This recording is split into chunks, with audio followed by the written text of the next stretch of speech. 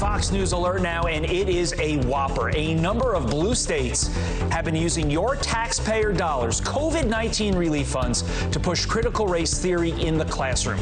Democrats, of course, passing the American Rescue Plan in 2021, which provided over $122 billion for elementary and secondary schools, over $46 billion allocated to 13 states to include programs on implicit bias, ethnic studies, LGBTQ competency, and anti-racism training. Of course, Democrat leaders describe passing the American Rescue Plan as a matter of life and death. With that, let us bring in Nicole Neily, Parents Defending Education founder. Nicole, this report just published hours ago. What is your reaction?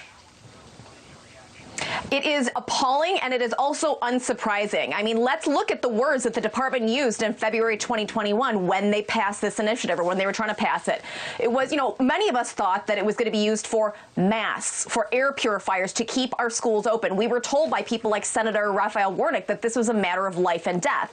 But then the department at the same time was saying things like, we want to address social, emotional, and mental well-being. We want to address things like inequities. And so it's those kind of phrases where you sort of understand what the department was going for. And so I'm not surprised that blue states have been using these programs to push their social justice agenda. Let's take a look at some of the numbers, drill down. California awarding $15.1 billion. And look what they used it for. A lot of woke stuff. New York, $9 billion. Illinois, $5.1 billion. Nicole, if I'm a restaurant owner in one of these states who was told by the Democratic establishment I needed to shut down, I had to shut down. I had no choice. Otherwise, I'd go to jail.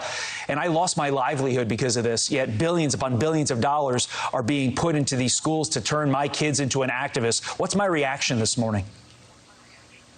It's appalling. It's sickening, right? I mean, we have inflation going through the roof because the federal government was printing money to advance their agenda. Terms like social and emotional learning sound great. Of course, we want our children to be emotionally aware.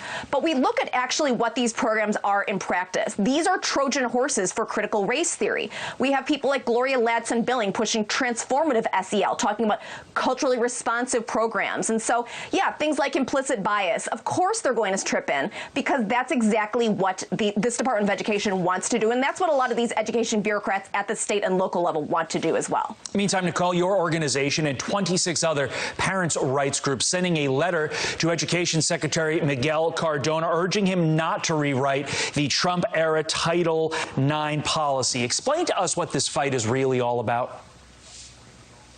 Sure. So in 2020, Betsy DeVos and the Trump administration put in place terrific safeguards that protected students and other administrators' due process rights, strengthened free speech protections that have been trampled by the Obama administration through Dear Colleague letters. And unfortunately, what we see now and what we're anticipating coming out any day is Title IX, which prevents discrimination in education institutions on the basis of sex, to be rewritten. They're going to read gender identity into this, which means that schools and individuals now have to push forward this social justice agenda. And if this is something that the Department of Education wants to do, then they have to have Congress rewrite the statute. This is not something that an administration can do with a pen and a phone, as we know that many of our opponents in this fight want to do. How disastrous would this be, quite frankly, for little girls if this goes through? Right. It's horrifying. What is going to happen is we are going to see safety issues come up.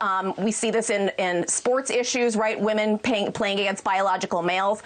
We are going to see this in the loss of privacy, the loss of single-sex spaces, ranging from restrooms to locker rooms to even overnight field trips where students will have to be housed with other people with whom they identify. And so I think a lot of parents, grandparents have significant concerns that are justifiable concerns.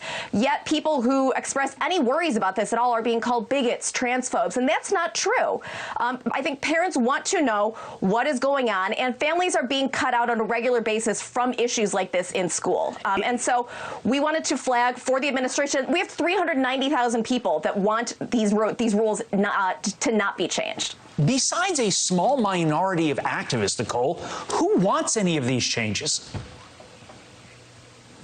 It's a great question. We see these agendas being pushed by activist organizations like GLSEN, the Trevor Project, Human Rights Campaign. But again, as you implied, this is a small group of activists. This is not representative of the vast majority of Americans who, if this is a change that the government wants to make, should do it through the proper process, not through administrative actions. As a parent of a little girl, I am freaked out about this. Nicole Neily, we appreciate you giving us your insight on it. Thank you very much. Carly.